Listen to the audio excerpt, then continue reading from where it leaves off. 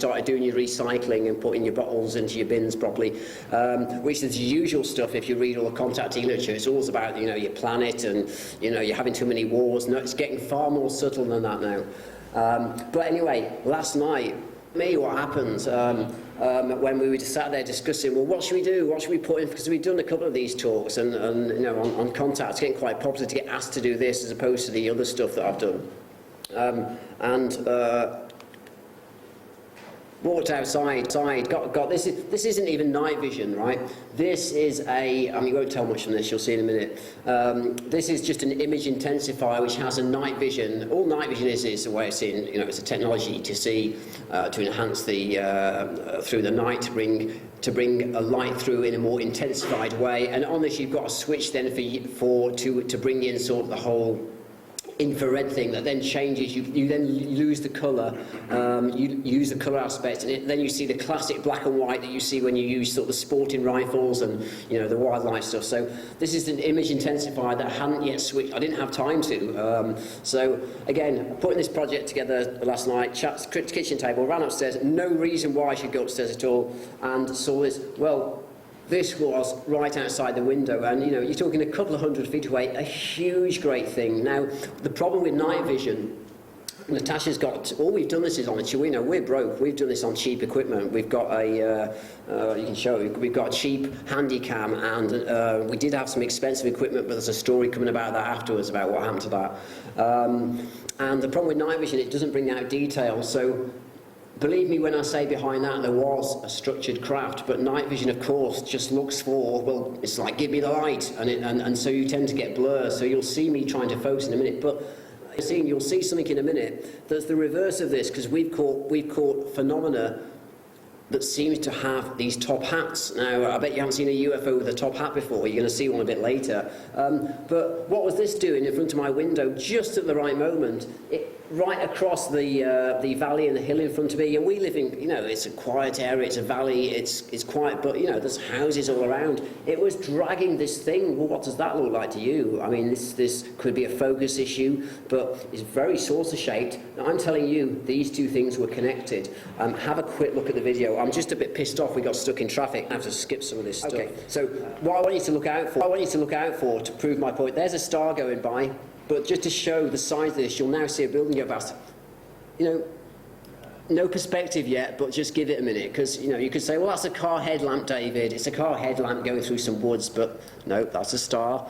You know, you're going to have to take my word, but in a minute you'll see why it's not my word, because I'm leaning out the window. Notice also, just notice it, right, we live in an area that's far from roads. I mean, it's pretty quiet, so if that's an aeroplane, you'd hear it. You know, we have airplanes at 30,000 feet up, and you can hear the drone of the airplane. There's nothing here. There is a drone in the background, that's our dehumidifier, right, if you hear that, but there's certainly no roar of an engine noise. Okay, notice the way, and this is not me focusing, changing form a little bit there, but this thing was tied on, or whatever technology they use. You know, again, the night before we come up here, told to go to the window, This was no accident. They weren't there, you know, this wasn't some accident. I was sat there for hours last night. This was like halfway through the discussion about coming up here. Changing form. Two items. Sorry, I've got a bit loud there. 2 items, okay?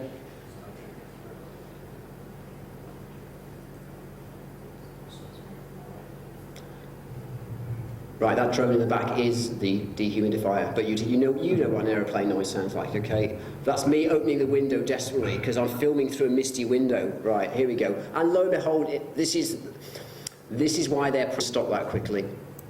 This is why they're pranked to like in a way, and we find that a lot, and this is why there's contradictions, because in the space of me opening the window, of course, I take my eye literally off the ball or off the UFO, and I have to quickly open the window, fumble, refocus. In that time, it's turned off the bloody thing that was underneath, the little tow rope and everything that I could see with the naked eye. It had turned off, so I wanted to see what that was as it came directly past with no misty window. No, it turned, they're always doing stuff like that. You can get your camera out sometimes going down the road. They've bobbed up behind a church or a hill. You get your camera out, you've just about got it focused, down it goes. They like playing games. They're funny buggers.